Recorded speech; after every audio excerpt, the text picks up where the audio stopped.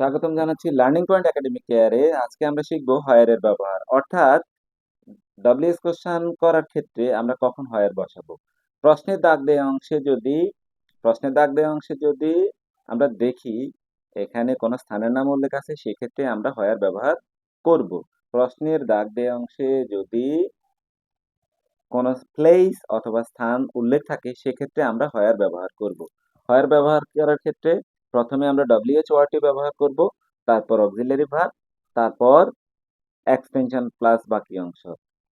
হয়ারের ব্যবহারের ক্ষেত্রে তোমাকে যে জিনিসটা মনে রাখতে হবে, একটু অর্থটা বোঝা খুবই দরকারি। অর্থ বুঝলেই তুমি এগুলা করতে পারবে, হয়ার ব্যবহার করতে পারবে। হয়ার ব্যবহার করলে তোমার আর কোনো ঝামেলা হবে না। স্থান বা জায়গা বোঝাতে হয়ার ব্যবহৃত হয়। স্থান বা জায়গা বোঝাতে হয়ার ব্যবহৃত হয়। তোমাকে এই ক্ষেত্রে অর্থটা বোঝার চেষ্টা করতে হবে। প্রশ্নের যেটা দাগ দেওয়া আছে সেটা একটু ভালোভাবে বুঝে নিতে হবে যে এই দাগ দেওয়া অংশটুকু দ্বারা কি আমাকে ব্যক্তি বোঝানো হয়েছে, বস্তু বোঝানো হয়েছে, নাকি কোনো স্থান অর্থাৎ জায়গার নাম বোঝানো হয়েছে। যদি জায়গার নাম বোঝায়, সেক্ষেত্রে আমরা হয়ার দিয়ে ডব্লিউএস কোশ্চেন করব। প্রথমে WH word plus auxiliary verb অথবা মূল ভার্ব যেটা প্রশ্নে থাকে প্লাস এক্সটেনশন অর্থাৎ বাকি অংশ। আমরা উদাহরণের মাধ্যমে যদি খেয়াল করি, Andy is going to the book fair. Andy is going to the book fair. তাহলে অ্যান্ডি কোথায় যাচ্ছে? বই মেলায়। বুক ফেয়ার কোথায় যাচ্ছে? প্লেস।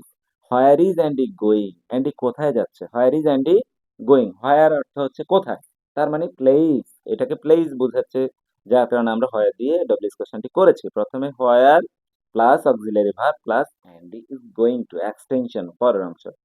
যেটা আন্ডারলাইন করা আছে সেটা প্রশ্নে বসে নাই।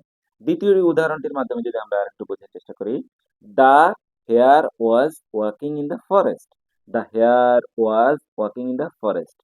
খরগোশ জঙ্গলের ভিতরে হাঁটছিল, জঙ্গলের মধ্যে হাঁটছিল। তাহলে খরগোশ কোথায় হাঁটছিল? কোথায় হাঁটছিল? Place. Where was the hare walking? Where was the hare walking, মানে এখানে জায়গাকে মেনশন করেছে, উল্লেখ করেছে। এই কারণে দেখো ইন দ্য ফরেস্ট কোশ্চেন্স করার সময় ইন দ্য ফরেস্ট কিন্তু আর হয়নি। এই ইন দ্য ফরেস্টের কারণেই এখানে হোয়ার ব্যবহার করা হয়েছে। প্রথমেই WH word plus auxiliary verb plus extension অর্থাৎ বাদ পড়া অংশটা। নিচে দুটি তোমরা প্র্যাকটিস করবে। Jessica is going to Chattogram. Jessica Chattogram যাচ্ছে।